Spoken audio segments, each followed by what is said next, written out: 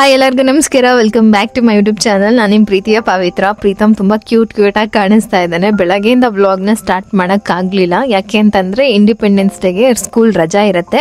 ಆದರೆ ಹಿಂದಿನ ದಿನನೇ ಪ್ರೀತಮ್ಗೆ ಇಂಡಿಪೆಂಡೆನ್ಸ್ ಡೇ ಸೆಲೆಬ್ರೇಷನ್ ಇರುತ್ತೆ.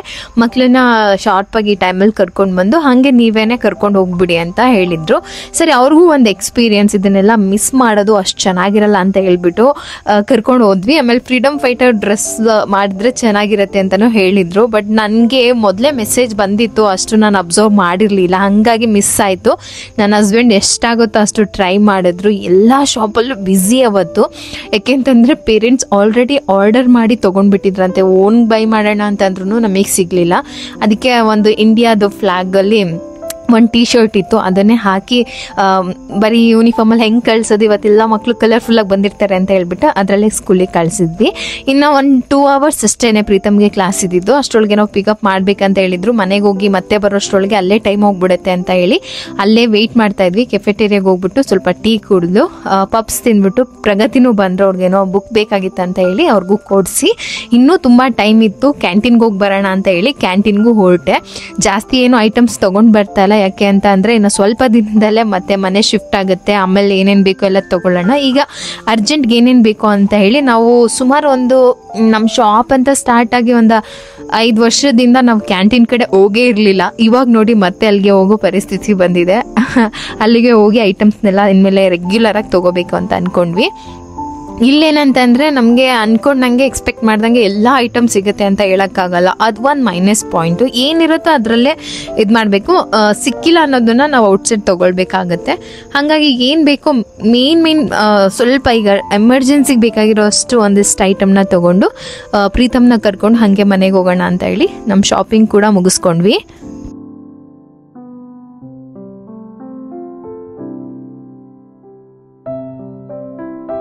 ಬೆಳಗ್ಗೆ ಹೆಂಗಿತ್ತು ಅಂತ ಅಂದರೆ ಎಷ್ಟು ಬೇಗ ಪ್ರಗತಿನ ಕಳಿಸಿ ಅದಾದಮೇಲೆ ಪ್ರೀತಮ್ನ ಕಟ್ಕೊಂಡು ನಾನು ಬರಬೇಕು ಅಂತ ಆಯಿತು. ಯಾಕೆ ಅಂತ ಅಂದರೆ ಸ್ವಲ್ಪ ಪರ್ಸ್ನಲ್ ಕೆಲಸನೂ ಇತ್ತು, ಅದನ್ನ ನೋಡ್ಕೊಂಡು ಬರೋಣ ಅಂತ ಹೇಳಿ ಹೊರಟಿದ್ದು. ಬ್ರೇಕ್ಫಾಸ್ಟ್ ಕೂಡ ಮಾಡೋಕ್ಕಾಗಿರಲಿಲ್ಲ. ಇವತ್ತು ಉಪ್ಪಿಟ್ಟು ಕೇಸರಿಬಾತ್ ಮಾಡಿದ್ದೆ. ಅದನ್ನೆಲ್ಲ ಬಾಕ್ಸ್ ಕಟ್ಕೊಂಡು ತೊಗೊಂಡು ಹೋಗಿ ಅಲ್ಲೇ ನಾವು ತಿನ್ಕೊಂಡ್ವಿ. ತಿನ್ನೋದಕ್ಕೂ ಸಮಯ ಸಿಗಲಿಲ್ಲ, ಅಲ್ಲಿ ಇಲ್ಲಿ ಓಡಾಡೋದೇ ಆಗೋಯ್ತು. ಇನ್ನು ಅಷ್ಟರೊಳಗೆ ಟೈಮ್ ಆಗೇ ಹೋಯ್ತು. ಪ್ರೀತಮ್ನ ಕೂಡ ಹಾಗೆ ಬಿಟ್ಟರು, ಕಟ್ಕೊಂಡು ಸೀದಾ ಮನೆಗೆ ಹೊರಟ್ವಿ.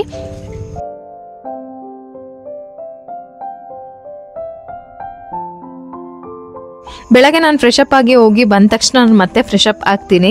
ಇಲ್ಲಿ ನಾನು ನನ್ನ ಒಂದು ಸ್ಕಿನ್ ಕೇರ್ ರೊಟೀನಲ್ಲಿ ಕ್ಯೂರ್ ಸ್ಕಿನ್ ಪ್ರಾಡಕ್ಟ್ಸನ್ನು ಯೂಸ್ ಮಾಡ್ತೀನಿ ಅಂತ ಸುಮಾರು ಸರಿ ಹೇಳಿದ್ದೆ. ಇವಾಗಂತೂ ಮಳೆಗಾಲ, ಮಾನ್ಸೂನ್ನ ಟೈಮ್ ಅಂತಂದರೆ ಫಂಗಲ್ ಬ್ಯಾಕ್ಟೀರಿಯಾ ಇನ್ಫೆಕ್ಷನ್ ಆಗೇ ಆಗುತ್ತೆ. ನಮ್ಮ ಸ್ಕಿನ್ ಕೇರ್ಗೆ ಒಂದಿಷ್ಟು ಟಿಪ್ಸ್ ನಿಮ್ಮ ಜೊತೆ ಶೇರ್ ಮಾಡ್ಕೊಳ್ತೀನಿ. ಇದಕ್ಕೆ ನಾವೇನು ಮಾಡಬೇಕಂತಂದರೆ ಸ್ವಲ್ಪ ಕೇರ್ ಕೊಡಬೇಕಾಗತ್ತೆ. ಯಾವಾಗಲೂ ಅಷ್ಟೇ ಫೇಸ್ನ ಕ್ಲೀನ್ ಮತ್ತು ಡ್ರೈ ಆಗಿ ಇಟ್ಕೊಳ್ಬೇಕು. ಆಯಿಲಿ ಸ್ಕಿನ್ ಆದರೆ ಬೆಸ್ಟ್ ಫೇಸ್ ವಾಶ್ನ ಯೂಸ್ ಮಾಡೋದು. ಡೈಲಿ 2 times ಫೇಸ್ನ ಜೆಂಟಲ್ ಆಗಿ ವಾಶ್ ಮಾಡೋದು ಎವ್ರಿ ಡೇ ಇಂಪಾರ್ಟೆಂಟ್ ಆಗುತ್ತೆ.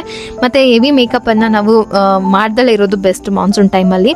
ಇದರಿಂದ ಸ್ಕಿನ್ ಆಯಿಲಿ ಆಗುತ್ತೆ ಮತ್ತು ಪಿಂಪಲ್ಸ್ಗೆ ಕಾರಣ ಆಗುತ್ತೆ. ಮತ್ತು ನಮ್ಮ ಟವಲ್ಸ್ ಆಗಿರ್ಬೋದು, ಬಾಚಣಿಗೆ ಆಗಿರ್ಬೋದು, ಇದನ್ನು ಆದಷ್ಟು ಶೇರ್ ಮಾಡ್ದಲೇ ಪರ್ಸ್ನಲ್ ಆಗಿ ಒಂದೊಂದು ಯೂಸ್ ಮಾಡ್ಕೊಳ್ಳೋದು ತುಂಬಾ ಒಳ್ಳೆಯದು.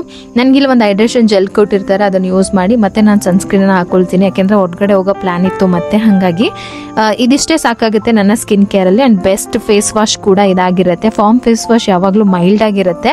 ಅದನ್ನು ಯೂಸ್ ಮಾಡೋದ್ರಿಂದ ಸ್ಕಿನ್ ತುಂಬ ಚೆನ್ನಾಗಿರುತ್ತೆ. ನಂಗೆ ತುಂಬ ಚೆನ್ನಾಗಿ ಸೆಟ್ ಆಗಿದೆ, ಹಾಗಾಗಿ ನಾನು ಇದನ್ನು ಯೂಸ್ ಮಾಡ್ತಾ ಇದ್ದೀನಿ. ಹಾಗೆ ನಾನು ಲೈಟ್ ಮೇಕಪ್ ಕೂಡ ಜಾಸ್ತಿ ಯೂಸ್ ಮಾಡ್ದಲೇ ಇರೋದ್ರಿಂದ ನನಗೆ ಪಿಂಪಲ್ಸ್ ಆಗಲ್ಲ. ಹಂಗೆ ಹಾಗೆ ಆ ಮಾನ್ಸೂನ್ ಅಲ್ಲಿ ಅಂತಂದ್ರೆ ಈ ಮಳೆಗಾಲದಲ್ಲಿ ಹೇಗೆ ನಮ್ಮ ಸ್ಕಿನ್ ಕೇರ್ ಮಾಡ್ಬೇಕಂತ ಒಂದಿಷ್ಟು ಟಿಪ್ಸ್ ಅನ್ನ ಹೇಳಿದೆ. ಅಂತಂದ್ರೆ ಅದನ್ನ ನೀವು ಫಾಲೋ ಮಾಡ್ತಿರ್ತೀರ ಅಂತ ಅನ್ಕೊಳ್ತೀನಿ. ಇನ್ನು ಕೆಲವೊಂದು ಅಂತಂದ್ರೆ ರೆಗ್ಯುಲರ್ ಆಗಿ ಬೆಡ್ಶೀಟ್ ಮತ್ತೆ ಪಿಲ್ಲೋ ಕೇಸ್ ನ ಚೇಂಜ್ ಮಾಡ್ತಾ ಇರಿ. ಯಾರಿಗೆ ಅಂತಂದ್ರೆ ತುಂಬಾ ಪಿಂಪಲ್ಸ್ ರ್ಯಾಂಡಮ್ ಆಗಿ ಬಂದ್ಬಿಡುತ್ತೆ. ಅಂದ್ರೆ ಸೀಸನ್ಗೂ ಒಂದಂತರ ಓಕೆ ಕ್ಲಿಯರ್ ಆಯ್ತು ಅನ್ನುವಾಗ ನೆಕ್ಸ್ಟ್ ಮಳೆಗಾಲ ಬಂದ ತಕ್ಷಣ ಕೆಲವೊಬ್ಬರಿಗೆ ಆ ಒಂದು ಹ್ಯೂಮಿಡಿಟಿಗೆ ಪಿಂಪಲ್ಸ್ ಜಾಸ್ತಿ ಆಗುತ್ತೆ. ಸೊ ಆ ತರ ಅದ್ರ ಜೊತೆಗೆ ಫೋನ್ ನಾವು ರೆಗ್ಯುಲರ್ ಆಗಿ ಯೂಸ್ ಮಾಡ್ತಾ ಇರ್ತೀವಿ. ಫೋನ್ ಅಲ್ಲಿ ನೋಡ್ದಂಗೆ ಬ್ಯಾಕ್ ಕೇಸ್ ಓಪನ್ ಮಾಡಿ ನೋಡಿ ಎಷ್ಟು ಡಸ್ಟ್ ಕಲೆಕ್ಟ್ ಆಗಿರುತ್ತೆ ಅಂತ ಹೇಳ್ಬಿಟ್ಟು. ಅಂದ್ರೆ ಸ್ಕ್ರೀನ್ ಅವಾಗ ಕ್ಲೀನ್ ಮಾಡಿ ನಾವು ಇದು ಯೂಸ್ ಮಾಡೋದ್ರಿಂದ ಹೇಳಕ್ಕಾಗಲ್ಲ, ಕೆಲವರು ತುಂಬಾ ಸೆನ್ಸಿಟಿವ್ ಸ್ಕಿನ್ ಇರುವಾಗ ಇಮಿಡಿಯೇಟ್ ಪಿಂಪಲ್ಸ್ ಆಗೋ ಚಾನ್ಸಸ್ ಇರುತ್ತೆ. ಅದ್ರ ಜೊತೆಗೆ ಇಷ್ಟೆಲ್ಲ ಫಾಲೋ ಮಾಡಿದ್ರು ನನಗೆ ಸೀಸನ್ ಅಲ್ಲಿ ತುಂಬಾನೇ ಸ್ಕಿನ್ ಪ್ರಾಬ್ಲಮ್ಸ್ ಆಗುತ್ತೆ, ಸ್ಕಿನ್ ಅಲ್ಲಿ ಪಿಂಪಲ್ಸ್ ಜಾಸ್ತಿ ಆಗ್ಬಿಡುತ್ತೆ ಅಂತಂದ್ರೆ ನೀವು ಲಾಸ್ಟ್ ಒಂದು ಚಾನ್ಸ್ ಡರ್ಮಟಾಲಜಿಸ್ಟ್ ನ ಸಜೆಸ್ಟ್ ಮಾಡ್ಕೊಳ್ಳಿ. ಸೊ ನಾನ್ ನಿಮ್ಗೆ ಈಸಿಯಾಗಿ ಹೇಳೋದೇನಂತಂದ್ರೆ ಡಾಕ್ಟರ್ನ ತೋರಿಸ್ತೀನಿ ಅಂತಂದ್ರೆ ಅದು ಓಕೆನಾ, ಇಲ್ಲ ನನಗೆ ಅಷ್ಟು ಇದು ಟೈಮ್ ಇಲ್ಲ ಅಥವಾ ನನಗೆ ಹೊರಗಡೆ ಡಾಕ್ಟರ್ನ ಕನ್ಸಲ್ಟ್ ಮಾಡಕ್ಕಾಗಲ್ಲ ಅಂತಂದಾಗ ಫೋನ್ ಆಪ್ ಮುಖಾಂತರ ನಾನು ಕ್ಯೂರ್ ಸ್ಕಿನ್ ಬಗ್ಗೆ ಸುಮಾರು ಸರಿ ಹೇಳಿದ್ದೇನೆ. ಅದು ಒಂದು ಡರ್ಮಟಾಲಜಿಸ್ಟ್ ಆಪ್. ಆ ಸ್ಕಿನ್ ಆಪ್ ಅಲ್ಲಿ ನೀವು ನಿಮ್ಮ ಡಾಕ್ಟರ್ನ ಕನ್ಸಲ್ಟ್ ಮಾಡಿ ಈ ತರ ಪ್ರಾಬ್ಲಮ್ ಇದೆ, ಅದಕ್ಕೆ ನಾನು ಒಂದಿಷ್ಟು ಸೊಲ್ಯೂಷನ್ ತಗೊಳ್ಬೇಕು ಅಂತ ನೀವು ಅನ್ಕೊಳ್ಳೋದಾದ್ರೆ ಖಂಡಿತವಾಗ್ಲೂ ಕ್ಯೂರ್ ಸ್ಕಿನ್ ಆಪ್ ನ ಟ್ರೈ ಮಾಡಿ. ಟ್ರಸ್ಟೆಡ್ ಡರ್ಮಟಾಲಜಿಸ್ಟ್ ನಿಮ್ಗೆ ಒಂದು ಸ್ಕಿನ್ ಕೇರ್ ರಿಲೇಟೆಡ್ ಹೇಳ್ತಾರೆ ಯಾವ ತರ ನೀವು ಕೇರ್ ಮಾಡಬೇಕು ನಿಮ್ಮ ಒಂದು ಓನ್ಗೆ. ಅಂದ್ರೆ ಅದು ಬಂದ್ ಕಸ್ಟಮೈಸ್ಡ್ ಕಿಟ್ ಅಲ್ವಾ, ಸೊ ಹಾಗಾಗಿ ಇದೇನು ಇಲ್ಲ, ಈಸಿ ಪ್ಲೇಸ್ಟೋರ್ ಅಲ್ಲಿ ಆಪ್ ನ ಡೌನ್ಲೋಡ್ ಮಾಡ್ಕೊಳ್ಳಿ. ಅದೇ ಒಂದಿಷ್ಟು ಪ್ರಶ್ನೆಗಳನ್ನ ಕೇಳ್ತಾರೆ, ಯಾಕೆಂದ್ರೆ ಮೆಡಿಕಲ್ ತುಂಬಾ ಇಂಪಾರ್ಟೆಂಟ್ ಆಗುತ್ತೆ. ನಾವು ಏನಾದ್ರೂ ಮೆಡಿಸಿನ್ ತಗೊಳ್ತಾ ಇದ್ರೆ ಅದೆಲ್ಲ ರಿಯಾಕ್ಟ್ ಆಗ್ಬಿಡುತ್ತಲ್ಲ, ಹಂಗಾಗಿ ಅವ್ರು ಅದ್ರ ಬಗ್ಗೆನೂ ಕೆಲವೊಂದಿಷ್ಟು ಪ್ರಶ್ನೆ ಕೇಳ್ತಾರೆ. ನಿಮ್ಗೆ ಯಾವ ಪ್ರಾಬ್ಲಮ್ ಅಂತ ಕೇಳ್ತಾರೆ. ಅದೆಲ್ಲ ಫೈನಲ್ ಆದ್ಮೇಲೆ ನಿಮ್ಮ ಒಂದು ಫೋಟೋನ ಅಪ್ಲೋಡ್ ಮಾಡಿದ್ರೆ ನಿಮ್ಮ ಫೋಟೋದಲ್ಲಿ ಅವರು AI ಮುಖಾಂತರ ಆ ಒಂದು ಪ್ರಾಬ್ಲಮ್ ಏನಿದೆ ಅದನ್ನ ನೋಡಿ ಅದಕ್ಕೊಂದಿಷ್ಟು ಕಸ್ಟಮೈಸ್ಡ್ ಕಿಟ್ ಅನ್ನ ರೆಡಿ ಮಾಡಿ ವಿತಿನ್ 3-4 ಡೇಸ್ ಅಲ್ಲಿ ನಿಮಗೆ ಡೆಲಿವರಿ ಆಗ್ಬಿಡುತ್ತೆ. ಇನ್ನು ಬೇಗನೆ ಆಗ್ಬೋದು ಅಷ್ಟೇನೆ. ಅದಾದ್ಮೇಲೆ ಅದನ್ನ ನೀವು ರೆಗ್ಯುಲರ್ ಆಗಿ ಫಾಲೋ ಮಾಡಬೇಕು. ಬರೀ ಸ್ಕಿನ್ ಕೇರ್ ಅಂತ ಹೇಳ್ಬಿಟ್ಟು ಮೇಲ್ಗಡೆ ಹಚ್ಕೊಳ್ಳೋದಕ್ಕಿಂತ ಚೆನ್ನಾಗಿ ನೀರು ಕುಡೀರಿ. ಅದ್ರೊಳಗೆ ಒಂದಿಷ್ಟು ಡಯಟ್ ಅನ್ನ ಫಾಲೋ ಮಾಡೋದಕ್ಕೆ ಹೇಳ್ತಾರೆ, ಅದನ್ನ ನೀವು ಟ್ರೈ ಮಾಡಿ. ಅದ್ರ ಜೊತೆಗೆ ಸ್ಕಿನ್ ಕೇರ್ ನ ಫಾಲೋ ಮಾಡ್ತಾ ಬಂದಾಗ ಖಂಡಿತವಾಗ್ಲೂ ಸ್ಕಿನ್ ಅಲ್ಲಿ ಪಿಂಪಲ್ಸ್ ಇದ್ರೆ ಅದು ಕಡಿಮೆ ಆಗುತ್ತೆ. ನಂದೊಂದು ಕೂಪನ್ ಕೋಡ್ ಅನ್ನ ನಾನು ಮೆನ್ಷನ್ ಮಾಡ್ತೀನಿ. ನೀವು ಬೈ ಮಾಡ್ಬೇಕಾದ್ರೆ ಆ ಕೂಪನ್ ಕೋಡ್ ನ ಹಾಕೊಳ್ಳಿ. ಬೈ ಮಾಡ್ಬೇಕಾದ್ರೆ ಪೇ ಮಾಡ್ತಿರಲ್ಲ ಅವಾಗ ಕೂಪನ್ ಕೋಡ್ ಯೂಸ್ ಮಾಡ್ಕೊಂಡ್ರೆ ಸ್ವಲ್ಪ ಅಮೌಂಟ್ ಕಡಿಮೆ ಆಗುತ್ತೆ. ಇದನ್ನ ಯೂಸ್ ಮಾಡಿ ವಿತಿನ್ 2 to 3 ವೀಕ್ಸ್ ಅಲ್ಲೇನೆ 98% ಜನಕ್ಕೆ ರಿಸಲ್ಟ್ ಬಂದಿದೆ ಅಂತಾನು ಕೂಡ ಹೇಳ್ತಾ ಇದ್ದಾರೆ. ಹಾಗಾಗಿ ನೀವು ರೆಗ್ಯುಲರ್ ಆಗಿ ಟ್ರೈ ಮಾಡಿ. ಆಮೇಲೆ ಎಲ್ಲ ಪ್ರಾಡಕ್ಟ್ ಅನ್ನ ಹೆವಿಯಾಗಿ ಹಚ್ಕೊಳ್ಬೇಡಿ. ಆಮೇಲೆ ಇನ್ನೊಂದೇನಂದ್ರೆ ಕನ್ಸಿಸ್ಟೆನ್ಸಿ ಮತ್ತೆ ಪೇಷನ್ಸ್ ತುಂಬಾ ಇಂಪಾರ್ಟೆಂಟ್ ಆಗುತ್ತೆ. ತುಂಬಾ ಜಾಸ್ತಿ ಸ್ಕಿನ್ ಪ್ರಾಬ್ಲಮ್ ಆಗಿದ್ದಾಗ ಅದನ್ನ ನೋಡ್ಕೊಂಡು ಆದಷ್ಟು ಕನ್ಸಿಸ್ಟೆನ್ಸ್ ಆಗಿ ಯೂಸ್ ಮಾಡ್ತಾ ಬನ್ನಿ. ಈ ಒಂದು ಲಿಂಕ್ ಅನ್ನ ನಾನು ವಿಡಿಯೋ ಡಿಸ್ಕ್ರಿಪ್ಷನ್ ಹಾಕಿರ್ತೀನಿ, ಚೆಕ್ ಮಾಡಿ. ಇನ್ನು ಅಲ್ಲಿಂದ ಬಂದ ತಕ್ಷಣ ಫ್ರೆಶ್ ಅಪ್ ಆಗ್ಬಿಟ್ಟು ಐಟಮ್ಗಳನ್ನೆಲ್ಲ ಜೋಡಿಸಿ ಎತ್ತಿಟ್ಬಿಟ್ಟು ಮತ್ತೆ ಅಡುಗೆ ಎಲ್ಲ ಮಾಡಿ ಎಲ್ಲರಿಗೂ ಊಟ ಕೊಟ್ಟು ಇದೇ ತರ ರನ್ ಆಗ್ತಾ ಇರುತ್ತೆ ಡೈಲಿ. ಸ್ವಲ್ಪ ನಮಗೆ ಟ್ರಾವೆಲ್ ಟೈಮ್ ಜಾಸ್ತಿ ಹೋಗ್ತಾ ಇರೋದ್ರಿಂದ ಬೇರೆ ಏನು ಮಾಡೋದಕ್ಕೂ ನನ್ನ ಕೈಲಿ ಆಗ್ತಾ ಇಲ್ಲ ಅನ್ನೋದು ಒಂದು ಬೇಜಾರಾಗ್ತಾ ಇರುತ್ತೆ ಡೈಲಿ.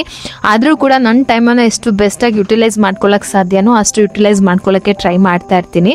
ಇನ್ನೆಲ್ಲರೂ ಊಟ ಕೂಡ ಮುಗಿಸ್ಕೊಂಡ್ವಿ. ನಾಳೆ ಏನಿದೆ ಅಂತಂದರೆ ನಮ್ಮ ಅಪಾರ್ಟ್ಮೆಂಟಲ್ಲಿ ಇಂಡಿಪೆಂಡೆನ್ಸ್ ಡೇ ಸೆಲೆಬ್ರೇಷನ್ ಇದೆ. ಪ್ರಗತಿ ಡ್ಯಾನ್ಸ್ಗೆ ಜಾಯ್ನ್ ಆಗಿದ್ರು, ಅದಕ್ಕೆ ಸ್ವಲ್ಪ ಐಟಮ್ಸ್ ಎಲ್ಲ ಬೇಕಾಗಿತ್ತು. ಮತ್ತು ಹಾಗೆ ನಾನು ಅಮ್ಮ ಮನೆ ಕೂಡ ಹೊರಟಿದ್ದೆ. ಅದಕ್ಕೆ ಅಂತ ಹೇಳ್ಬಿಟ್ಟು ಅಮ್ಮನಿಗೆ ಒಂದು ಸ್ವಲ್ಪ ಡೈಲಿ ವೇರ್ ಸ್ಯಾರಿ ಕೊಡಿಸ್ಬೇಕಂತ ಅಂದ್ಕೊಂಡಿದ್ದೆ. ಲಾಸ್ಟ್ ಟೈಮ್ ನಾನು ತೊಗೊಂಡೋಗಿದ್ರಲ್ಲಿ ಸ್ವಲ್ಪ ಕಾಸ್ಟ್ಲಿ ಆಯಿತು ಅಂತ ಅವ್ರು ಇಷ್ಟಪಡ್ದಲ್ಲ ವಾಪಸ್ ಎಲ್ಲ ನನಗೆ ರಿಟರ್ನ್ ಮಾಡಿದರು. ಅದಕ್ಕೋಸ್ಕರ ಯಾವುದೂ ಇಟ್ಕೊಳ್ಳಿಲ್ವಲ್ಲ ಅಂತ ಹೇಳಿ ನನ್ನ ಅಮ್ಮನಿಗೆ ಕಾಸ್ಟ್ಲಿ ಸೀರೆಗಿಂತ ಡೈಲಿ ವೇರ್ ಮಾಡೋ 300-400 ರುಪೀಸ್ ಸೀರೆಗಳನ್ನೇ ತುಂಬ ಇಷ್ಟ ಆಗುತ್ತೆ. ಪ್ರಗತಿಗೆ ಅಂತ ಹೇಳ್ಬಿಟ್ಟು ಸ್ವಲ್ಪ ಆಲ್ತಾ ಅದು ಇದೆಲ್ಲ ತೊಗೊಂಡು, ಪ್ರೀತಮ್ಗೆ ಕೃಷ್ಣ ಜನ್ಮಾಷ್ಟಮಿಗೆ ಕೃಷ್ಣಂದು ಗೆಟಪ್ ಹಾಕಬೇಕಿತ್ತು, ಅದಕ್ಕೊಂದಿಷ್ಟು ಥಿಂಗ್ಸ್ನೆಲ್ಲ ತೊಗೊಂಡು ಬಂದ್ವಿ. ಇನ್ನು ನಾಳೆ ಫಂಕ್ಷನ್ ಇದ್ದಿದ್ದರಿಂದ ಹೂವು ಮತ್ತು ಏನೇನು ಬೇಕಾಗಿತ್ತು ಅಂತ ಅದನ್ನೆಲ್ಲ ತಗೊಂಡು ಮತ್ತೆ ಸೀರೆ ತಗೊಂಡು ಕೆಲಸ ಎಲ್ಲ ಮುಗಿಸ್ಕೊಂಡು ಬರೋಷ್ಟ್ರೊಳಗೆ ಸ್ವಲ್ಪ ಸಂಜೆನೇ ಆಯಿತು. ಸೀರೆ ಅಂತೂ ತುಂಬ ಚೆನ್ನಾಗಿತ್ತು, ನಂಗೆ ತುಂಬ ಇಷ್ಟ ಆಯಿತು. ರೆಗ್ಯುಲರಾಗಿ ಮಲ್ಲಿಗೆ ಹೂವು ತೊಗೊಂಡು ಬರ್ತಾ ಇದೆ. ಈ ಸರಿ ನಾನು ಜಾಜಿ ಮಲ್ಲಿಗೆ ಹೂವು ತೊಗೊಂಡು ಬಂದಿದ್ದೀನಿ. ಒಂಥರ ಡಿಫ್ರೆಂಟ್ ಆಗಿತ್ತು ಕಲರು ಮತ್ತು ಸ್ಮೆಲ್ ಸಿಕ್ಕಾಬಳೆ ಚೆನ್ನಾಗಿತ್ತು. ಫಸ್ಟ್ ಟೈಮ್ ನಾನು ಈ ಜಾಜಿ ಮಲ್ಲಿಗೆ ಹೂವು ನೋಡಿದ್ದು. ಸೂಜಿ ಮಲ್ಲಿಗೆ ನೋಡಿದ್ದೀನಿ, ಈ ಜಾಜಿ ಮಲ್ಲಿಗೆ ನಾನು ನೋಡಿರಲಿಲ್ಲ. ತುಂಬ ಡಿಫ್ರೆಂಟಾಗೂ ಅನಿಸ್ತು, ಚೆನ್ನಾಗಿ ಅನ್ನಿಸ್ತು. ಮುಟ್ಕೊಂಡ್ರೆ ತುಂಬ ಕ್ಯೂಟಾಗಿ ಕಾಣಿಸ್ತಾರೆ ಅಂತೇಳಿ ಅದನ್ನೇ ತೊಗೊಂಡು ಬಂದೆ. ಪ್ರಗತಿಗೆ ಪ್ರೀತಮ್ ಥರದೇ ಒಂದು ಶರ್ಟ್ ತೊಗೊಂಡು ಬಂದೆ. ಮಲ್ಲಿಗೆ ಹೂವು ಬಂದು ನಾಳೆ ಪರ್ಟಿಕ್ಯುಲರ್ ಕೋಡ್ ಕೊಟ್ಟಿದ್ರು, ಈ ಥರ ಡ್ರೆಸ್ ಮಾಡಿ ಅಂತ ಹೇಳಿ. ಅದಕ್ಕೋಸ್ಕರ ತೊಗೊಂಡು ಬಂದು ಇಟ್ಕೊಂಡು ಇನ್ನು ಅರ್ಲಿ ಮಾರ್ನಿಂಗ್ ಎಲ್ಲಿಂದ ತೊಗೊಂಡು ಬರೋಣ ಅಂತ ಹೇಳಿ. ಸೀರೆನೂ ಅಷ್ಟೇ ತುಂಬ ಅಫೋರ್ಡಬಲ್ ಪ್ರೈಸಲ್ಲೇ ತೊಗೊಂಡು ಬಂದಿದ್ದೀನಿ. ಲಾಸ್ಟ್ ಟೈಮ್ ಸುಮಾರು 1 ವರ್ಷದ ಮೇಲೆ ಆಗೋಯ್ತು, 2 ವರ್ಷನೇ ಆಯಿತು ಅಂತ ಅಂದ್ಕೊಳ್ಳಿ. ಅವಾಗ ಈ ಥರ ತೊಗೊಂಡೋಗಿ ಕೊಟ್ಟಿದ್ದೆ. ಅಮ್ಮಂಗೆ ತುಂಬ ಇಷ್ಟ ಆಗಿತ್ತು. ರೆಗ್ಯುಲರಾಗಿ ಯೂಸ್ ಮಾಡ್ತಾಯಿದ್ರು. ಅವ್ರು ಡೈಲಿ ಸೀರೆ ಯೂಸ್ ಮಾಡೋದ್ರಿಂದ ಅವ್ರಿಗೆ ಜಾಸ್ತಿ ಸೀರೆ ಅಂದರೆ ಈ ಥರ ಅಂದರೆ ವಾಷಬಲ್ ಇರಬೇಕು, ಜಾಸ್ತಿ ರೆಗ್ಯುಲರಾಗಿ ವಾಶ್ ಮಾಡ್ತಾ ಇರ್ತಾರೆ, ಮತ್ತು ಸಾಫ್ಟಾಗಿರಬೇಕು, ಉಟ್ಕೊಳ್ಳೋಕ್ಕೆ ತುಂಬ ಕಂಫರ್ಟಬಲ್ ಆಗಿರಬೇಕು. ಇದು ನಾನು ಮಮತಾ ಟೆಕ್ಸ್ಟೈಲ್ಸಲ್ಲಿ ಲಾಸ್ಟ್ ಟೈಮ್ ನಾನು ವರಮಹಾಲಕ್ಷ್ಮಿಗೆ ಸೀರೆ ಎಲ್ಲಿ ತಂದು ಅಲ್ಲೇ ತೊಗೊಂಡು ಬಂದೆ. ಅಲ್ಲಿ ಈ ಥರ ಸೀರೆಗಳು ತುಂಬ ಸಿಗುತ್ತೆ, ತುಂಬ ಚೆನ್ನಾಗಿದೆ. ನನಗೆ ಅಷ್ಟು ಇಷ್ಟ ಆಯಿತು. ಮಟೀರಿಯಲ್ ಅಷ್ಟು ಚೆನ್ನಾಗಿದೆ. ಇನ್ನು ಡೈಲಿ ಸೀರೆ ಉಟ್ಕೊಳ್ತಾರಲ್ಲ ಅಂಥವ್ರಿಗಂತೂ ಸಖತ್ತಾಗಿ ಕಾಣಿಸುತ್ತೆ ಈ ಥರದ್ದೆಲ್ಲ ಸೀರೆಗಳು. 1000 ರೂಪಾಯಿ ಸೀರೆನೂ ಏನೂ ಇಲ್ಲ ಇದ್ರ ಮುಂದೆ ಅನ್ನೋ ಥರ ನನಗೆ ಫೀಲ್ ಆಗ್ತಾಯಿತ್ತು. ಅಷ್ಟು ಚೆನ್ನಾಗಿತ್ತು. ನೆಕ್ಸ್ಟ್ ಟೈಮ್ ನಾನು ಒಂದು 2-3 ತೊಗೊಳ್ಬೇಕು. ಒಂಥರ ಚೆನ್ನಾಗಿರೋ ಕಲರಲ್ಲಿ. ನಂಗೆ ಆರೆಂಜ್ ಮತ್ತು ಈ ಕಲರ್ ಎರಡೂ ಸಿಕ್ಕಾಪಟ್ಟೆ ಇಷ್ಟ ಆಗೋಯಿತು. ಅಲ್ಲಿ ನಾನು ಓಪನ್ ಮಾಡಿ ನೋಡಲಿಲ್ಲ. ಸೀರೆ ತರೋದ್ರಲ್ಲಿ ನಾನು ಸ್ವಲ್ಪ ಡಮ್ಮಿ. ಹೋಗ್ತೀನಿ ನೋಡ್ತಾನೆ ಇರ್ತೀನಿ, ನನಗೆ ಪ್ರಶ್ನೆನೂ ಮಾಡೋದಿಲ್ಲ ಈ ಥರ ಬೇಕು ಆ ಥರ ಬೇಕು ಅಂತ. ಸುಮ್ಮನೆ ನೋಡ್ತಾ ಇರ್ತೀನಿ ನನಗೆ ಸ್ಯಾಟಿಸ್ಫ್ಯಾಕ್ಷನ್ ಆಗೋ ತನಕ. ಅದಾದಮೇಲೆ ಒಂದು ಸೀರೆ ಸಿಗುತ್ತೆ, ಅದನ್ನು ತೊಗೊಂಡು ಬರ್ತೀನಿ. ನನ್ನ ಪಕ್ಕನೇ ಒಂದು ಆಂಟಿ ಕೂತಿದ್ರು. ಅವ್ರು ಎಷ್ಟು ಪ್ರಶ್ನೆ ಮಾಡಿ ಎಷ್ಟು ತೆಗೆಸ್ತಾ ಇದ್ರು ಅಂದರೆ ನಾನು ಯಾಕೆ ಈ ಥರ ಕೇಳಲ್ಲ ಅಂತ ನನಗೆ ಅನಿಸ್ತಾ ಇತ್ತು. ಬಟ್ ಒಬ್ಬೊಬ್ರು ಕ್ಯಾರೆಕ್ಟರ್ ಒಂದೊಂದು ಥರ ಇರುತ್ತೆ. ಅಲ್ಲಿಂದ ಬಂದು ಮೂಸಂಬಿ ಜ್ಯೂಸ್ ಮಾಡಿಕೊಟ್ಟೆ.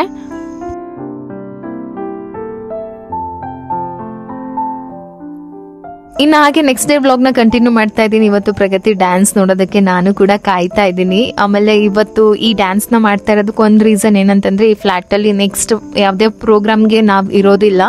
ಹಾಗಾಗಿ ಅವ್ರ ಫ್ರೆಂಡ್ಸ್ ಎಲ್ಲ ಪ್ರಗತಿನ ಮಿಸ್ ಮಾಡ್ಕೊಳ್ತಾ ಇದ್ರು. ಇದೇನೋ ಒಂದು ಮೆಮೊರಿ ಇರುತ್ತೆ, ಪ್ಲೀಸ್ ಜಾಯಿನ್ ಆಗಿ ನಮ್ಮ ಜೊತೆ ಇದೊಂದು ಫಂಕ್ಷನ್ ಅಟೆಂಡ್ ಮಾಡು ಅಂತ ಅವ್ರ ಫ್ರೆಂಡ್ ಒಬ್ಬರು ರಿಕ್ವೆಸ್ಟ್ ಮಾಡಿದ್ದಕ್ಕೆ ಪ್ರಗತಿನೂ ಕೂಡ ಅವ್ರಿಗೂ ಒಂದು ಆಸೆ ಇರುತ್ತಲ್ವ, ನೆಕ್ಸ್ಟ್ ನಾನೇನು ಇಲ್ಲಿ ಮಾಡೋಕ್ಕಾಗಲ್ಲ ಅಂತ ಹೇಳಿ. ಹಾಗಾಗಿ ಸರಿ ಮಮ್ಮಿ ನಾನು ಡ್ಯಾನ್ಸ್ ಮಾಡ್ತೀನಿ ಅಂತ ಒಪ್ಕೊಂಡು ಡೈಲಿ ಪ್ರಾಕ್ಟೀಸ್ ಮಾಡಿ ಇವಾಗ ಡ್ಯಾನ್ಸ್ ಮಾಡೋದಕ್ಕೆ ರೆಡಿ ಮಾಡ್ತಾ ಇದ್ದೀನಿ. ಅಂದರೆ ಇಲ್ಲೇ ಲಂಗ ಓಣಿ ಅಂತ ಹೇಳ್ತಾರಲ್ಲ, ಆ ಒಂದು ಪ್ಯಾಟ್ರನಲ್ಲೇ ಬೇಕು ಅಂತ ಹೇಳಿದ್ರು.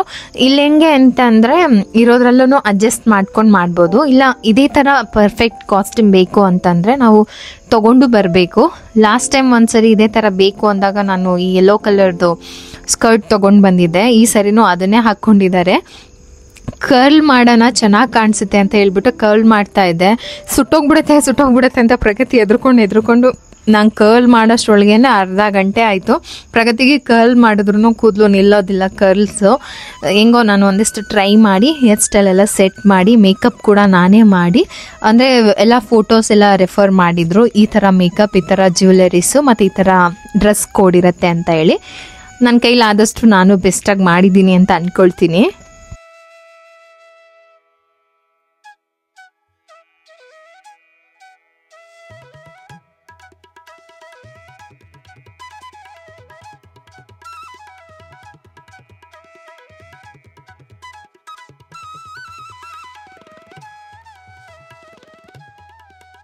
ಇಲ್ಲಿ ಒಂಥರ ಚೆನ್ನಾಗಿತ್ತು ಕಮ್ಯುನಿಟಿ. ಒಂದ್ಸಲ ಇದಕ್ಕೆ ನಾವು ಲೈಫ್ನ ಅಡ್ಜಸ್ಟ್ ಮಾಡ್ಕೊಂಡ್ಬಿಟ್ಟಿದ್ವಿ. 7 ಇಯರ್ಸಿಂದ ಈ ಅಪಾರ್ಟ್ಮೆಂಟಲ್ಲಿ ಇದ್ದೀವಿ. ಏನೋ ಒಂದು ಫಂಕ್ಷನು ಅಥವಾ ಏನಾದರೂ ಆಗಲಿ, ಒಂದು ಕಮ್ಯುನಿಟಿ ಅಂದರೆ ಏನೋ ನಾನು ಸಪ್ರೇಟ್ ಇದ್ದೀವಿ ಅನ್ನೋ ಫೀಲ್ ಬರೋದಿಲ್ಲ. ಇಲ್ಲಿ ಸುಮಾರು ಜನಗಳ ಜೊತೆ ನಾನಿದ್ದೀನಿ ಅನ್ನೋ ಫೀಲ್ ಬರ್ತಾ ಇರುತ್ತೆ. ಫ್ಲ್ಯಾಟಲ್ಲಿ ಇದ್ದರೆ, ಅಪಾರ್ಟ್ಮೆಂಟಲ್ಲಿ ತುಂಬ ಪ್ಲಸ್ಸು ಮೈನಸ್ ಎಲ್ಲ ಇರುತ್ತೆ ಎಲ್ಲ ಕಡೆನೂ. ಇಂಡಿಪೆಂಡೆಂಟ್ ಹೌಸಲ್ಲೂ ಕೂಡ ಅಷ್ಟೇ. ಏನೋ ಒಂಥರ ಮಿಸ್ ಮಾಡ್ಕೊಳ್ತೀವಿ. ಓಕೆ, ಮಗಳು ತುಂಬ ಆಸೆ ಪಡ್ತಾಯಿದ್ರು, ಅವ್ರ ಫ್ರೆಂಡ್ ಕೂಡ ಬಂದುಬಿಟ್ರು. ಆದಷ್ಟು ಬೇಗ ರೆಡಿ ಮಾಡಿದೆ. ಯಾಕೆ ಅಂತ ಅಂದರೆ ಇನ್ನು ಸಡನ್ಲಿ ಸ್ಟಾರ್ಟ್ ಆಗಿಬಿಡುತ್ತೆ, ನಾನು ಹೋಗ್ಬೇಕಲ್ಲ ಅದನ್ನ ನೋಡೋದಕ್ಕೆ. ಹಾಗಾಗಿ ನಾನು ಹಿಂದೆನೇ ರೆಡಿ ಆದೆ. ಫ್ರಂಟ್ ಕರ್ಲ್ ಸ್ವಲ್ಪ ಅಷ್ಟು ಪರ್ಫೆಕ್ಟಾಗಿ ಬರಲಿಲ್ಲ, ಅದು ಬೇಡ ಅಂತೇಳಿ ಆಮೇಲೆ ತೆಗೆದುಬಿಟ್ರು. ಸದ್ಯಕ್ಕೆ ನನಗೆ ಹೆಂಗಾಯಿತೋ ಹಾಗೆ ಕ್ವಿಕ್ಕಾಗಿ ಮೇಕಪ್ ಮಾಡಿ ಕಳಿಸ್ದೆ.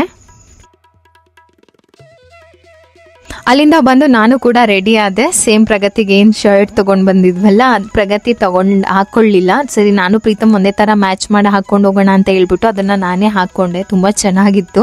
ಆಮೇಲೆ ಪ್ರಗತಿ ತುಂಬ ಚೆನ್ನಾಗಿ ಕಾಣಿಸ್ತಾ ಇದೆಯಾ ಮಮ್ಮಿ ಅಂತಲೂ ಹೇಳಿದ್ರು. ಅದ್ರ ಮೇಲೆ ಒಂದು ಆರೆಂಜ್ ಕಲರ್ ಕೋಟ್ ಇತ್ತು, ಅದನ್ನು ಹಾಕ್ಕೊಂಡು ಮ್ಯಾಚ್ ಮಾಡಿ ಹೊರಟೆ ನಾನು ಬೇಗ. ಯಾಕೆ ಅಂತ ಅಂದರೆ ಪ್ರಗತಿ ಡ್ಯಾನ್ಸ್ ಸ್ಟಾರ್ಟ್ ಆಗಿಬಿಡುತ್ತೆ ಮಮ್ಮಿ, ವಿಡಿಯೋ ಮಾಡೋದಕ್ಕೆ ಬೇಗ ಬರಬೇಕಂತ ಹೇಳಿದರು. ಇನ್ನು ತಡ ಆಗಿಬಿಟ್ರೆ ಪ್ರಗತಿ ಡ್ಯಾನ್ಸ್ ಮುಗ್ದೋಗ್ಬಿಡುತ್ತೆ ಅನ್ನೋ ಟೆನ್ಷನಲ್ಲಿ ಅಲ್ಲಿ ಇದ್ದಿದ್ದನ್ನೆಲ್ಲ ಎತ್ಬಿಟ್ಟು ಎಲ್ಲ ಕ್ಲೀನ್ ಮಾಡಿ ಪಟ ಅಂತ ರೆಡಿಯಾಗಿ ನಾನು ಹಿಂದೆನೇ ಹೊರಟೆ. ಮಕ್ಳು ಖುಷಿನೂ ನೋಡಬೇಕು, ನಮ್ಮ ಕೆಲಸನೂ ನೋಡಬೇಕು, ಮನೆಯೂ ನೋಡ್ಕೋಬೇಕು. ಇಮಿಡಿಯೇಟಾಗಿ ನಾನು ಅವತ್ತೇನೆ ಅಮ್ಮನ ಮನೆಗೂ ಹೊರಟಿದ್ದೆ. ಹಾಗಾಗಿ ಅಲ್ಲಿಂದ ಬಂದ ತಕ್ಷಣ ಎಲ್ಲರೂ ರೆಡಿಯಾಗಿ ಅಮ್ಮನ ಮನೆಗೂ ಹೋಗಬೇಕಾಗಿತ್ತು. ನಮ್ಮ ಮನೆಯವರು ನನಗೋಸ್ಕರ ರೆಡಿಯಾಗಿ ಒಂದು ಸ್ವಲ್ಪ ಟೀ ಮಾಡ್ತೀನಿ ಅಂತ ಎಲ್ಲ ಟೀ ಮಾಡಿಕೊಟ್ರು. ಕುಡಿದ್ಬಿಟ್ಟು ಹಾಗೆ ಪ್ರಗತಿದೆಲ್ಲ ಅಲ್ಲಿ ಮುಗಿಸ್ಕೊಂಡು ಬಂದಿದ್ರು. ಮತ್ತೆ ಹೊರಟೆ ನಾನು ಪ್ರಗತಿ ಡ್ಯಾನ್ಸ್ ನೋಡೋದಕ್ಕೆ.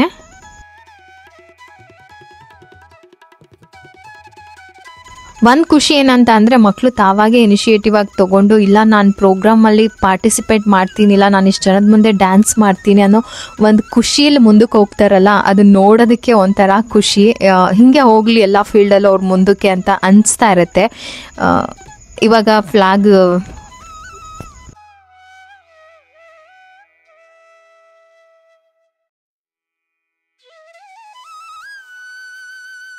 ಇನ್ನು ಲಾಸ್ಟ್ ಪ್ರಗತಿ ಆಸೆ ಅಂತೆ, ಅವ್ರ ಫ್ರೆಂಡ್ಸ್ ಆಸೆ ಅಂತೆ ಲಾಸ್ಟ್ ಡ್ಯಾನ್ಸ್ ಈ ಒಂದು ನಮ್ಮ ಕಮ್ಯುನಿಟಿಯಲ್ಲಿ.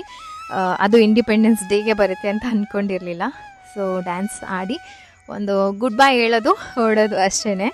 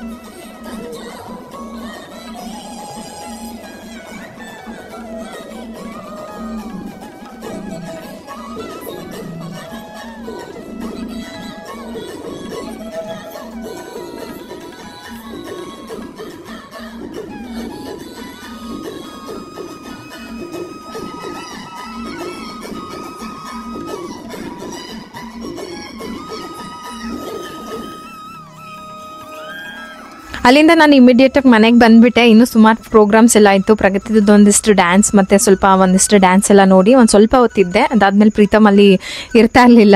ಸರಿ ಕರ್ಕೊಂಡ್ಬಿಟ್ಟು ನಾನು ಮನೆಗೆ ಬಂದೆ. ಯಾಕೆಂದ್ರೆ ತುಂಬ ಕೆಲಸ ಇತ್ತು. ಮತ್ತು ಡ್ರೆಸ್ ಚೇಂಜ್ ಮಾಡಿಕೊಂಡು ನಾನು ಮನೆಯೆಲ್ಲ ಕ್ಲೀನ್ ಮಾಡಿ ನೆಲ ಒರೆಸಿ, ಯಾಕೆ ಅಂತಂದರೆ ಇನ್ನು 3 days ನಾನು ವಾಪಸ್ ಬರೋದಿಲ್ಲ. 3 days ಹಾಲಿಡೇಸ್ ಇದೆ. ಸೊ ಹಾಗಾಗಿ ಅಮ್ಮ ಮನೆಗೆ ಹೋಗ್ತಾ ಇದ್ದೆ. ನಾನು ಹೋಗ್ಬೇಕಾದ್ರೆ ಆದಷ್ಟು ಏನೇನು ಕೆಲಸ ಇದೆ ಹಂಗಂದ್ರೆ ಹಾಗೆ ಮನೆ ಬಿಟ್ಟು ಹೋಗೋದಿಲ್ಲ. ಎಷ್ಟು ಸಾಧ್ಯ ಆದರೂ ಪರವಾಗಿಲ್ಲ, ಸಂಜೆ ತನಕ ಟ್ರೈ ಮಾಡಿ ಇಡೀ ಮನೆ ಕ್ಲೀನ್ ಮಾಡಿಬಿಟ್ಟು ಹೋಗಿರ್ತೀನಿ. ಹಾಗೆ ಇವತ್ತಿನ ವ್ಲಾಗಲ್ಲಿ ಸುಮಾರು ಜನ ಕೇಳ್ತಾ ಇದ್ರಿ, ನನ್ನ ಹಸ್ಬೆಂಡ್ ಅಂದರೆ ಅವ್ರದ್ದು ಟೈಮಲ್ಲಿ ನಮ್ಮ ಜೊತೆ ಇರೋದ್ರಿಂದ ಎಲ್ಲರಿಗೂ ಅನಿಸುತ್ತೆ ಯಾಕೆ ಮತ್ತೆ ಜಾಬ್ ಬಿಟ್ರಾ ಅಥವಾ ಏನು ಕೆಲಸ ಮಾಡ್ತಾ ಇದ್ದಾರೆ ಅಂತ ಹೇಳಿಬಿಟ್ಟು. ಇದರಲ್ಲಿ ಹೈಡ್ ಮಾಡೋ ಅಂಥದ್ದು ಏನೂ ಇಲ್ಲ. ಪ್ರೀತಮ್ ಯಾವಾಗ ಸ್ಕೂಲ್ ಜಾಯಿನ್ ಮಾಡಿದ್ವಿ ಅವಾಗಿಂದ ನನಗೆ ಅವನ್ನ ಸ್ಕೂಲಿಗೆ ಕರ್ಕೊಂಡು ಹೋಗೋದು ಕರ್ಕೊಂಡು ಬರೋದು 1 ದಿನ 2 ದಿನ ಆದರೆ ಓಕೆ ಆಗ್ತಾಯಿತ್ತು. ಕಂಟಿನ್ಯೂಸ್ ಆಗಿ ಅವನ್ನ ಕರ್ಕೊಂಬರೋಕೆ ಆಗ್ತಾ ಇರಲಿಲ್ಲ. ಯಾಕೆಂದರೆ ಒಂದೇ ಸ್ಕೂಟಿ ಇರೋದು ನಮ್ಮ ಮನೆಯಲ್ಲಿ. ಆಮೇಲೆ ಅವರು ಕಾರಲ್ಲಿ ಹೋಗೋದಿಲ್ಲ. ಈ ಟ್ರಾಫಿಕಲ್ಲಿ ತುಂಬ ಟ್ರಾಫಿಕ್ ಇರುತ್ತೆ ಹೊರಗಡೆ. ಟೈಮ್ ಕರೆಕ್ಟಾಗಿ ನಾನು ಕೆಲ್ಸಕ್ಕೆ ಹೋಗೋಕ್ಕಾಗಲ್ಲ ಅಂತ ಹೇಳ್ಬಿಟ್ಟು ತುಂಬ ಮಿಸ್ಮ್ಯಾಚ್ ಆಗ್ತಾಯಿತ್ತು. ಹಾಗಾಗಿ ನಾವು ಡಿಸೈಡ್ ಮಾಡಿ ನಮ್ಮ ಮನೆಯವರು ಕಿದ್ವಾಯ್ದು ಏನು ಜಾಬ್ ಇತ್ತು ಅದನ್ನು ಕ್ವಿಟ್ ಮಾಡಿದ್ರು. ಯಾಕೆ ಅಂತಂದರೆ ಅದು ನನಗೆ ಹಾಸ್ಪಿಟಲ್ ಕೆಲಸ ಮಾಡೋದು ಇಷ್ಟ ಆಗಲಿಲ್ಲ. ಪ್ರತಿದಿನ ಬಂದು ಒಬ್ಬೊಬ್ಬರು ಲೈಫ್ ಸ್ಟೈಲ್ ಸ್ಟೋರಿನ ಹೇಳ್ತಾ ಇದ್ದಾಗ ನಂಗೆ ತುಂಬ ಬೇಜಾರಾಗ್ತಾಯಿತ್ತು. ಒಂಥರ ನೆಗೆಟಿವ್ ಇಂಪ್ಯಾಕ್ಟ್ ಆಗ್ತಾ ಇದೆ ಅಂತ ಅನ್ನಿಸ್ತಾ ಇತ್ತು. ಅವ್ರಿಗೂ ಕೂಡ ಅದು ಅಂದರೆ ಚಿಕ್ಕ ಮಕ್ಕಳೆಲ್ಲ ಕ್ಯಾನ್ಸರ್ ಪೇಷಂಟ್ಸ್ಗಳಾಗಿ ಬಂದಾಗ ಅದನ್ನು ನೋಡೋದು ತುಂಬ ಬೇಜಾರಾಗುತ್ತೆ. ಸೊ ಹಂಗಾಗಿ ಅವ್ರಿಗೂ ಅಡ್ಜಸ್ಟ್ ಆಗಲಿಲ್ಲ. ಸರಿ ನೆಕ್ಸ್ಟ್ ಇನ್ನೊಂದು ಜಾಬ್ ನೋಡೋಣ ಅಂತ ಹೇಳಿಬಿಟ್ಟು ಕ್ವಿಟ್ ಮಾಡಿದ್ರು. ಸದ್ಯಕ್ಕೆ ಅವ್ರು ಇವಾಗ ಕಿದ್ವಾಯಿಗೆ ಹೋಗ್ತಾ ಇಲ್ಲ, ಅಲ್ಲಿ ಸ್ಟಾಪ್ ಮಾಡಿದ್ದಾರೆ ಜಾಬ್ಗೆ ಹೋಗೋದು. ನೆಕ್ಸ್ಟ್ ಬೇರೆ ಏನು ಮಾಡ್ತಾ ಇದ್ದಾರೆ ಅಂತ ಅಂದರೆ ಅವ್ರದ್ದೇ ಓನ್ ಒಂದು ವೆಹಿಕಲ್ ಇದೆ. ಅದರಲ್ಲಿ ವರ್ಕರ್ಸ್ ಇರ್ತಾರೆ ಮತ್ತು ಇವರು ಹೋಗ್ತಾರೆ ಬರ್ತಾರೆ, ಅದನ್ನೇ ಮೇಂಟೈನ್ ಮಾಡ್ಕೊಂಡಿದ್ದಾರೆ ಸದ್ಯಕ್ಕೆ. ಇನ್ನು ಅದಾದಮೇಲೆ ಸುಮಾರು ಹೊತ್ತಾಯಿತು ಪ್ರಗತಿ ಬರೋದಕ್ಕೆ. ನಮ್ಮ ಮನೆಯೆಲ್ಲ ಕ್ಲೀನ್ ಮಾಡಿಕೊಂಡೆ. ಆಮೇಲೆ ದೇವ್ರ ಪೂಜೆಗೂ ರೆಡಿ ಮಾಡಿಕೊಂಡೆ. ಪ್ರಗತಿ ಬಂದರು. ಏನೋ ಗೇಮಲ್ಲಿ ಪಾರ್ಟಿಸಿಪೇಟ್ ಮಾಡಿ ವಿನ್ನಾದೆ ಅಂತ ಹೇಳ್ಬಿಟ್ಟು ಒಂದು ಲಂಚ್ ಬಾಕ್ಸ್ ಕೊಟ್ಟಿದ್ರಂತ ಅವ್ರ ತಮ್ಮಂಗೆ ತೋರಿಸ್ತಾ ಇದ್ರು. ಅಷ್ಟೇ ನಾನು ಅಮ್ಮ ಮನೆಗೆ ಹೊರಡ್ತೀನಿ. ಆದಷ್ಟು ಬೇಗನೆ ಬೆಳಕಿದ್ದಂಗೆ ಹೋಗ್ಬೇಕು. ಯಾಕೆಂತಂದ್ರೆ ಇವಾಗ ವೆದರ್ ಗೊತ್ತಲ್ಲ, ಯಾವಾಗ ಮಳೆ ಬರುತ್ತೆ ಅಂತ ಹೇಳೋಕ್ಕಾಗಲ್ಲ. ಇದ್ಕಿದಂಗೆ ಪಟ ಅಂತ ಮಳೆ ಬಂದುಬಿಡುತ್ತೆ. ಅದಕ್ಕೆ ಅಷ್ಟರೊಳಗೆ ನಾನು ಮನೆಗೆ ಹೋಗ್ಬಿಡೋಣ ಅಂತ ಹೇಳಿ ಮಕ್ಕಳನ್ನ ಬೇರೆ ಕರ್ಕೊಂಡು ಹೋಗ್ತಾ ಇದ್ದೀನಿ ಅಂತ ಹೇಳಿ ಸಂಜೆಗೆ ಮುಂಚೆಗೇ ನಾನು ಒಂದು ಮಧ್ಯಾಹ್ನ 1 ಗಂಟೆ ಆಗಿತ್ತು ಹೊರಟ್ಬಿಟ್ಟೆ.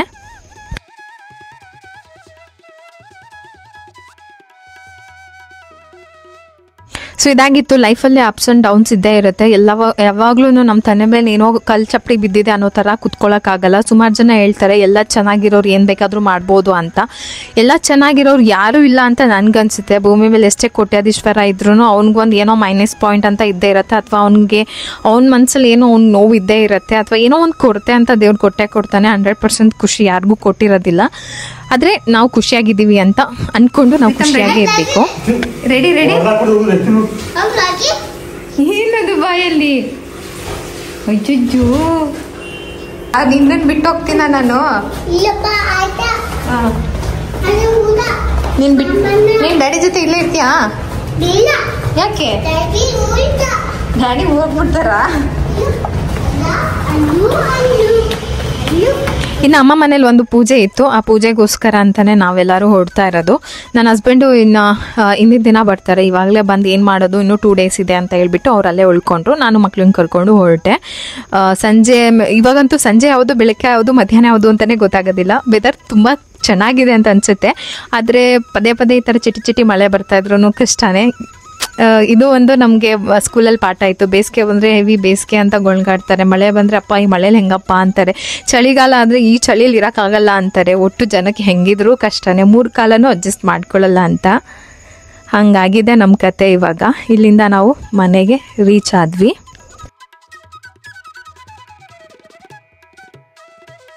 ಎಲ್ಲೈತಮ್ಮ? ಅಲ್ಲೈತಾ? ಯಾರದು? ಅಮ್ಮನಾ? ಅಲ್ಲಿಂದ ಹೇಳ್ಕೊಂಬಂದ.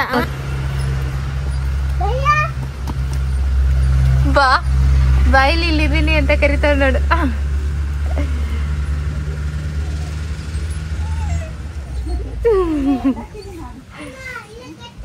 ಅಂತ ಕೈಯಲ್ಲಿ ಕರೀತಾರೆ.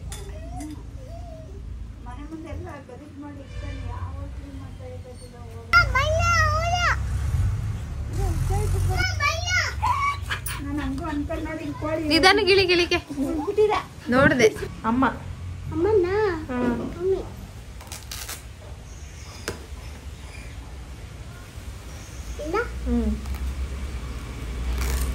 ಇನ್ನು ಅಷ್ಟರೊಳಗೆ ಅಕ್ಕನೂ ಕೂಡ ಬರಬೇಕಾಗಿತ್ತು, ಬಟ್ ಅವರು ಸ್ವಲ್ಪ ತಡ ಮಾಡಿದ್ರು.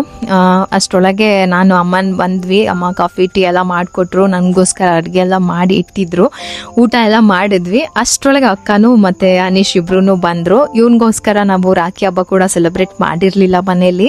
ಇನ್ನೇನು ಈ ವೀಕಲ್ಲಿ ಹೋಗ್ತೀವಲ್ಲ, ಓಕೆ ಅಲ್ಲೇನೆ ಸೆಲೆಬ್ರೇಟ್ ಮಾಡೋಣ ಎಲ್ಲರೂ ಒಟ್ಟಿಗೆ ಅಂತ ಹೇಳ್ಬಿಟ್ಟು ಒಬ್ರಿಗೆ ರಾಖಿ ಕಟ್ಟೋದು ಇನ್ನೊಬ್ರು ನೋಡೋದು ಏನಕ್ಕೆ ಅಂತ ಹೇಳಿ ಪ್ರೀತಮ್ಗೂ ಕೂಡ ರಾಖಿ ಕಟ್ಟಿರಲಿಲ್ಲ. ಎಲ್ಲ ರೆಡಿ ಆಗ್ತಾ ಇದ್ದಾರೆ ಇವಾಗ ರಾಖಿ ಸೆಲೆಬ್ರೇಷನ್ ಮಾಡೋದಕ್ಕೆ. ನನ್ನ ತಮ್ಮ ಸ್ವಲ್ಪ ಕಾರಣಾಂತರದಿಂದ ಅವನೆಲ್ಲೋ ಕೆಲ್ಸಕ್ಕೆ ಹೋಗಿದ್ದ, ಅವ್ನು ಬರೋಕ್ಕಾಗಿರಲಿಲ್ಲ. ಹಾಗಾಗಿ ಈ ಸರಿ ಅವನು ಮನೇಲಿ ಇಲ್ಲ. ನೆಕ್ಸ್ಟ್ ಬಂದಾಗ ಕಟ್ಟೋಣ ಅಂತ ಹೇಳ್ಬಿಟ್ಟು ಅವನಿಗೂ ಸೇರಿಸಿ ರಾಖಿ ತೊಗೊಂಡು ಬಂದಿದ್ದೀವಿ. ಬಿಡು, ನೀನು ಸ್ಕೂಲ್ಗೆ ಹೋಗಿದ್ದ? ಯಾವ ಸ್ಕೂಲ್ ಅಂತ ಕೇಳಕ್ಕ? ಯಾವ ಸ್ಕೂಲ್ ಹೇಳಿ ನಿಂದು? ಪಬ್ಬಿಕು. ನಿಂದು ಯಾವ್ದು ಸ್ಕೂಲ್ ಪ್ರೀತು? ಆರ್ಮಿ. ತುಂಬಾ ಸೀಕ್ರೆಟ್ ಮೇಂಟೈನ್ ಮಾಡ್ತಿರತ್ತೆ ಅದ್ರಲ್ಲಿ. ಅವ್ರ ಮ್ಯಾಮ್ ಏನ್ ಹೇಳಿದ್ರು ಅಂತ ಮಾತ್ರ ಯಾರಿಗೂ ಹೇಳಲ್ಲ. ನಾವ್ ಹೇಳ್ದಂಗೆನೆ ಮಳೆ ಹೆಂಗ್ ಬರುತ್ತೆ ಅಂತ ಅಂದ್ರೆ ಅನ್ಕೊಂಡೇ ಇಲ್ಲ. ಆಗ್ಲೇ ಮಳೆ ಹನಿ ಸ್ಟಾರ್ಟ್ ಆಗೋಯ್ತು. ಮಕ್ಳೆಲ್ಲ ಆಟ ಆಡ್ತಾ ಇದ್ರು. ಸುಮಾರು ಜನ ಯಾವಾಗಲೂ ಕಮೆಂಟ್ ಮಾಡಿ ಹೇಳ್ತಾರೆ, ನಿಮ್ಮ ಮುಖದಲ್ಲಿ ತುಂಬಾ ಖುಷಿ ನೋಡ್ತೀವಿ ಅಂತಂದ್ರೆ ಅದು ಅಮ್ಮನ ಮನೆಗೆ ಹೋದಾಗ ಅಂತ ಹೇಳಿ. ಅದು ಯಾಕೆ ಅಂತ ನನಗೂ ಗೊತ್ತಿಲ್ಲ. ಮನೆಯಲ್ಲೂ ಖುಷಿಯಾಗಿರ್ತೀನಿ, ಬಟ್ ಎಕ್ಸ್ಪ್ರೆಸ್ ಮಾಡ್ಕೊಳಕ್ಕಾಗಲ್ಲ ಅನ್ಸುತ್ತೆ ಅಷ್ಟೇನೆ ಅಲ್ಲಿ. ಯಾಕೆ ಅಂತಂದರೆ ಕೆಲಸದಲ್ಲೇ ಬ್ಯುಸಿ ಆಗೋಗಿರ್ತೀವಿ. ಮನೆ ಕೆಲಸ, ಮಕ್ಕಳು, ಏನೋ ಒಂದು ಟೆನ್ಷನಲ್ಲಿ ಇರ್ತೀವಿ. ಹಾಗಾಗಿ ಇಲ್ಲಿ ಬಂದರೆ ಏನೋ ಒಂಥರ ಗೊತ್ತಿಲ್ಲ, ಆ ಮುಖದಲ್ಲಿ ಅದು ಎಷ್ಟು ಈಸಿಯಾಗಿ ಕಂಡಿಡ್ಬಿಡ್ತಾರೆ ವ್ಯೂವರ್ಸ್. ನೀವು ಅಲ್ಲಿ ಹೋದ್ರೆ ಸಾಕು ನಿಮ್ಮ ಮುಖದಲ್ಲಿರೋ ಕಳೆನೇ ಬದಲಾಗ್ಬಿಡುತ್ತೆ ಅಂತ ಹೇಳಿ. ಹೌದು, ಹಂಗನ್ಸುತ್ತೆ ನನಗೂ ಕೂಡ. ಆ ಥರ ಒಂದು ಖುಷಿ ಇರುತ್ತೆ. ಇನ್ನು ಅಕ್ಕ, ನಾನು, ಅಮ್ಮ 3 ಜನ ಸೇರಿದ್ರಂತೂ ಆ ಖುಷಿ 3 ಪಟ್ಟು ಜಾಸ್ತಿ ಆಗ್ಬಿಡುತ್ತೆ ಅಂತ ಹೇಳ್ಬೋದು. 3 ಜನದ್ದು ಸೇರಿ 3 ಪಟ್ಟು ಜಾಸ್ತಿ ಆಗ್ಬಿಡುತ್ತೆ. ಇನ್ನು ರಾಖಿಗೆಲ್ಲ ನಾನೇ ರೆಡಿ ಮಾಡ್ಕೊಳ್ತಾ ಇದ್ದೆ. ಮಕ್ಳಿಗೂ ಖುಷಿ ಅಲ್ವಾ. ಮತ್ತು ಇದೊಂದು ಬಾಂಡಿಂಗ್ ನಾವು ಕ್ರಿಯೇಟ್ ಮಾಡಿಕೊಡ್ಬೇಕು. ಈಗಿನ ಜನ್ರೇಷನಲ್ಲಿ ಅಕ್ಕ, ತಂಗಿ, ತಮ್ಮ, ಅಪ್ಪ, ಅಮ್ಮ ಈ ಸಂಬಂಧಕ್ಕೆ ಬೆಲೆನೇ ಇಲ್ಲ. ಅಂದರೆ ಅದ್ರದ್ದು ಏನಿದೆ ಮಹತ್ವ ನಮಗೆ ಗೊತ್ತೇ ಆಗ್ತಾ ಇಲ್ಲ. ಯಾರನ್ನ ಎಷ್ಟು ಸುಲಭ ಬೇಕಾದರೂ ಬಿಟ್ಬಿಡ್ತಾರೆ, ಅಥವಾ ಎಷ್ಟು ಸುಲಭವಾಗಿ ಬೇಕಾದರೂ ಜಗಳ ಆಡ್ಬಿಡ್ತಾರೆ ಸಣ್ಣ ವಿಚಾರದಕ್ಕೆ. ನಾವೇ ಆಡಿ ಬೆಳೆದಿರ್ತೀವಿ, ಒಂದೇ ತಟ್ಟೆಲಿ ಊಟ ಮಾಡಿರ್ತೀವಿ, ಎಷ್ಟು ಚೆನ್ನಾಗಿರ್ತೀವಿ. ನಮ್ಮದೇ ಆದಂತಹ ಸ್ವಂತ ಈ ಬುದ್ಧಿ ಬರೋಕ್ಕೆ ಸ್ಟಾರ್ಟ್ ಆದಮೇಲೆ ಇಷ್ಟ ವಿಚಿತ್ರ ಬುದ್ಧಿಗಳೆಲ್ಲ ಬರೋದಕ್ಕೆ ಶುರು ಆಗಿಬಿಡುತ್ತೆ. ಯಾರಿಗೆ ಯಾರು ಅಲ್ಲ, ಯಾರಿಗೆ ಏನೂ ಅಲ್ಲ ಅನ್ನೋ ಥರ ಬಿಹೇವ್ ಮಾಡೋದಕ್ಕೆ ಶುರು ಮಾಡ್ಕೊಂಡು ಬಿಡ್ತಾರೆ. ಅದರಲ್ಲಂತೂ ನಮ್ಮ ಫ್ಯಾಮಿಲಿಯಲ್ಲಿ ತುಂಬ ನೋಡ್ಬಿಟ್ಟಿದ್ದೀವಿ. ಅಟ್ಲೀಸ್ಟ್ ನಮ್ಮ ಜನ್ರೇಷನ್ನಾಗೆ ಮುಗಿಲಿ ಇದು. ನಮ್ಮ ಮಕ್ಕಳಾದರೂ ಅವರು ಅಕ್ಕ, ತಂಗಿ, ತಮ್ಮ ಅನ್ನೋ ಒಂದು ಬಾಂಧವ್ಯನ ಬೆಳೆಸ್ಕೊಂಡು ಒಬ್ರಿಗೆ ಒಬ್ರು ಆಗ್ತಾ ಆ ಒಂದು ಅಸೂಯೆ ಅಥವಾ ಏನೋ ಬಂದುಬಿಡುತ್ತೆ ನೋಡಿ. ಒಬ್ರು ಚೆನ್ನಾಗಾದ ತಕ್ಷಣ ಇನ್ನೊಬ್ರಿಗೆ ಅಸೂಯೆ ಅನ್ನೋದು ಅದು ಬರ್ದಲೆ ಎಲ್ಲರೂ ಓಕೆ ಚೆನ್ನಾಗಿದ್ರೇನು, ಚೆನ್ನಾಗಿಲ್ಲ ಅಂದ್ರೇನು, ಅವ್ರವ್ರದ್ದು ಪರಿಸ್ಥಿತಿನ ಅವ್ರವ್ರು ಫೇಸ್ ಮಾಡ್ಕೊಂಡು ಹೋಗ್ತೀವಿ ಅನ್ನೋ ಮನಸ್ಥಿತಿ ಇಟ್ಕೊಂಡು ಎಲ್ಲ ಚೆನ್ನಾಗಿದ್ರೆ ಅಷ್ಟೇ ಸಾಕು. ಅದನ್ನು ನಾನು ಬಯಸ್ತೀನಿ ಇವ್ರು 3 ಜನದಲ್ಲೂ. 3 ಅಲ್ಲ, ಎಷ್ಟೇ ಜನ ಆ್ಯಡ್ ಆಗಲಿ ಇವ್ರ ಜೊತೆಗೆ, ಅಕ್ಕ, ತಂಗಿ, ತಮ್ಮ ಅಂತ, ಅವ್ರು ಎಲ್ಲರೂ ಕೂಡ ಹಂಗೆ ಇರಲಿ ಅಂತ ನಾನು ಅಂದ್ಕೊಳ್ತೀನಿ. ಸೊ ಇದಂದ್ಬಿಟ್ಟು ಇವತ್ತಿನ ರಾಖಿ ಸೆಲೆಬ್ರೇಷನ್ನ ಮುಗಿಸ್ತಾ ಇದ್ದೀವಿ.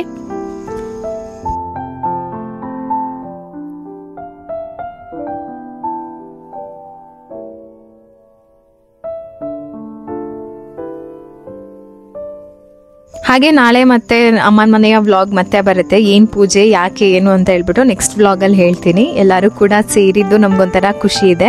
ಸೊ ಮತ್ತೆ ಅಮ್ಮನ ಮನೆ ವ್ಲಾಗ್ಗೆ ನೀವು ವೆಯ್ಟ್ ಮಾಡ್ತೀರಾ ಅಂತ ಅಂದ್ಕೊಂಡು ಇವತ್ತಿನ ವ್ಲಾಗ್ನ ಇಲ್ಲೇ ಮುಗಿಸ್ತಾ ಇದ್ದೀನಿ. ಈ ವ್ಲಾಗ್ ನಿಮ್ಗೆ ಏನಾದರೂ ಇಷ್ಟ ಆಗಿದ್ರೆ ಪ್ಲೀಸ್ ಚಾನಲ್ನ ಸಬ್ಸ್ಕ್ರೈಬ್ ಮಾಡ್ಕೊಳ್ಳಿ, ಒಂದು ಲೈಕ್ ಕೊಡಿ. ಸಮಯ ಇಲ್ಲದೆ ಇರೋದ್ರಿಂದ ಒಂದಿಷ್ಟು ಕಂಟೆಂಟ್ ಮಿಸ್ ಆಗುತ್ತೆ, ಕ್ರಿಯೇಟಿವಿಟಿ ಕೂಡ ಮೈನಸ್ ಆಗುತ್ತೆ. ಅದು ಏನು ಅಂತ ಹೇಳ್ಬಿಟ್ಟು ನಾನು ಬರೋ ವಿಡಿಯೋಸಲ್ಲಿ ಹೇಳ್ತೀನಿ. ಆದಷ್ಟು ಬೇಗ ಅದೆಲ್ಲ ಕ್ಲಿಯರ್ ಆಗಿ ಬೆಸ್ಟ್ ವಿಡಿಯೋ ಕೊಡೋ ಟೈಮ್ ಆದಷ್ಟು ಬೇಗ ಬರ್ತಾ ಇದೆ. ಅದು ನನಗೂ ಖುಷಿ. ನಿಮಗೆ ಇಷ್ಟ ಆಗುವಂತಹ ಇನ್ನೂ ಒಳ್ಳೊಳ್ಳೆ ವಿಡಿಯೋಸ್ಗಳನ್ನು ಮಾಡ್ತೀನಿ, ಸಪೋರ್ಟ್ ಮಾಡಿ ಅಂತ ಅಷ್ಟೇ ನಾನು ನಿಮ್ಮನ್ನು ಕೇಳ್ಕೊಳ್ಳೋದು. ಇಲ್ಲಿಗೆ ಇವತ್ತಿನ ವ್ಲಾಗ್ನ ಮುಗಿಸ್ತಾ ಸಿಗ್ತೀನಿ ಇನ್ನೊಂದು ವ್ಲಾಗಲ್ಲಿ. ಅಲ್ಲಿವರೆಗೂ ವೆಯ್ಟ್ ಮಾಡ್ತಾ ಇರಿ ನೆಕ್ಸ್ಟ್ ವ್ಲಾಗ್ಗೆ. Take care, bye, see you soon.